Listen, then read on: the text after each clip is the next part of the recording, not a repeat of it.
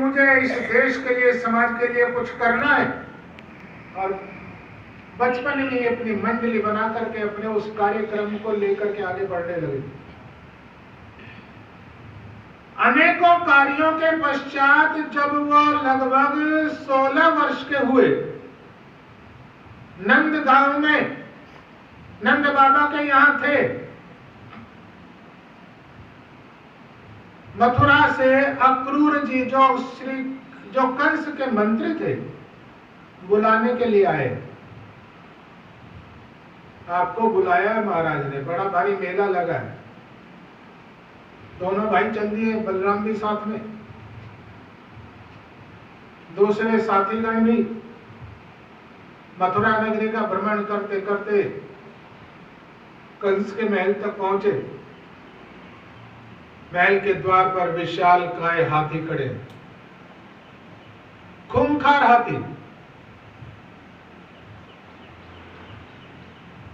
ऐसे हाथी कि आदमी उनको देख करके जो है उसी से डर जाए।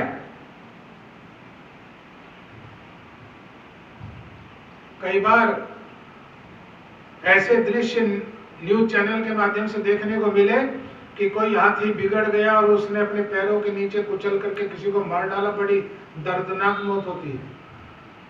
लेकिन कृष्ण बलराम देख करके डरे नहीं, उन हाथियों को पछाड़ डाला, मार डाला। हमारे यहाँ भारतवर्ष में एक बहुत पुरानी परंपरा थी मल्ल युद्ध की, और आजकल के जो भी समय जो चल रहा है, इस समय में मैंने भी देखा, जहां मैं गुरुकुल में रहता था, कि हमारे यहाँ भी विशेष दंगल का आयोजन होता था। इस समय पर बड़े बड़े पहलवान आते थे। सतपाल पहलवान जैसे जो भारत केसरी रहे हैं, वो अभी हमारे गुरुकुल में आए। हनुमान, गुरु हनुमान जो कुश्ती के बड़े भारी गुरु माने जाते थे, वो भी हमारे गुरुकुल में आए। इन दिनों मल्ल युद्ध का विशेष आयोजन होता था। कंस ने भी उसी मल्ल युद्ध का आयोजन किया हुआ था। उसका प्रयोजन था केवल कृष्ण और बलराम की हत्या करना। बड़े बड़े दबंग पहलवान वहां पर, कृष्ण के दो पहलवान, कंस के दो पहलवान थे। एक का नाम था चाणूर और दूसरे का नाम था मुष्टिक। चाणूर और मुष्टिक दोनों के साथ में, एक के साथ बलराम और एक के साथ कृष्ण लड़ रहे हैं। देखते ही देखते पछाड़ डाला, दोनों को मार डाला, और कृष्ण उछल करके उस अखाड़े से सीधे कंस के सिंहासन की ओर दौड़े, और वहां जाकर के कंस को पकड़ करके, उसकी गर्दन को पकड़ करके नीचे अखाड़े में ले आए।